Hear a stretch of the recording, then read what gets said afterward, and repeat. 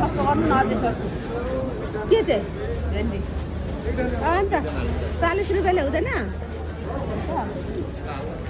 40 ग्राम अस्ति तपाईँ थिएन अन्तबाट लगेर गयौँ कस्तो कलिलो हौ हजुर कहाँ लानु थिएन टमाटर थिएन त्यतिको त कहाँ लानु त मान्छे नभए त